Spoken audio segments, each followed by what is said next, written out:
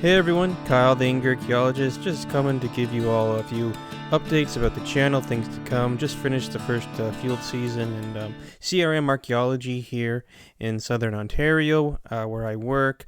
That's the private sector field of archaeological field work here in Canada and also I believe North America writ large, so America also has a CRM equivalent.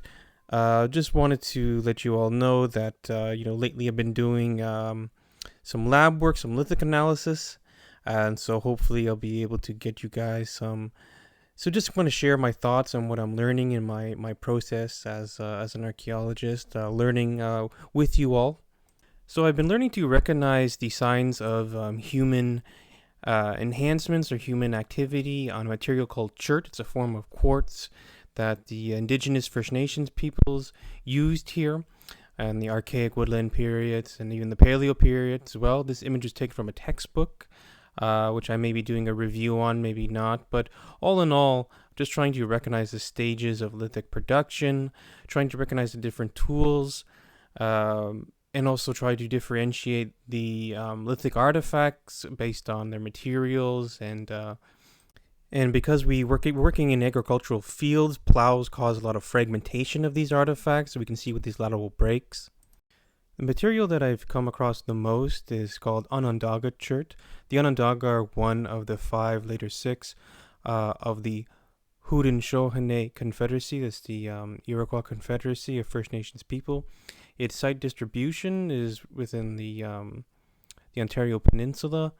And it has quite a beautiful bluish, very smooth often color and appearance, but also lots of varieties within Onondaga. As with all the chert types, there's a great variety of subtypes within them. Another variety that I've come across is referred to as Ancaster chert. It has a somewhat more tougher, more grainy appearance. Its site distribution map is here. It's very generally it's quite light in color compared to Onondaga. I come across it. I think it's also very common. Another chert is called Bois Blanc. This chert has a similar appearance to Onondaga. It's pretty difficult to differentiate them, I find. We can see it has a similar distribution when compared to Ancaster, but both Ancaster and Bois Blanc have a smaller distribution compared to the seemingly ubiquitous Onondaga chert. The last type of chert I'm going to mention is called Kettle Point. It has also a smaller distribution compared to Onondaga. It has a very waxy, actually quite a pleasant texture to it. But it comes in a lot of varieties. It can be very black. In a lot of cases it is black. Sometimes I believe it could also be red. This year, one of the First Nations monitors that we work with and for on site napped a piece of Kettle Point, and I just wanted to show you not only just its beauty, but how thin it can be. You can imagine just how versatile this chert material is and how important it was for First Nations cultures for a very long time. So I'm also looking forward to doing a review of historical fiction. This is the Grail Quest series by Bernard Cornwell. This is the same author of the very famous The Last Kingdom series about 9th century England.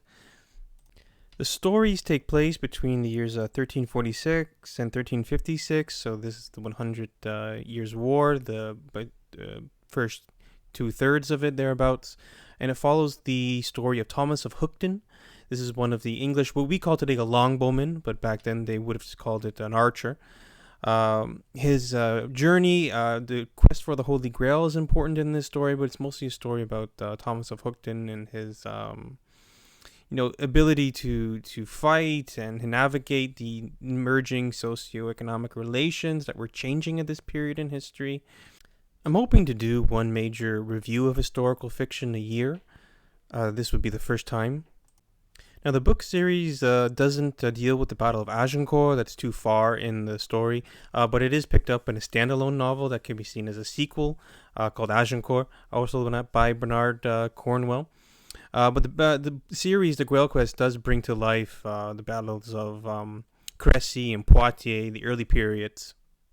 So those are all the updates for now. Thank you for watching. Stay tuned for updates of the Grail Quest review and English Longbowmen and their changing relations at that time. Also hoping to put out some review of lithics and more hard archaeology stuff soon. So thank you very much, Kyle, the Archaeologist. Take care.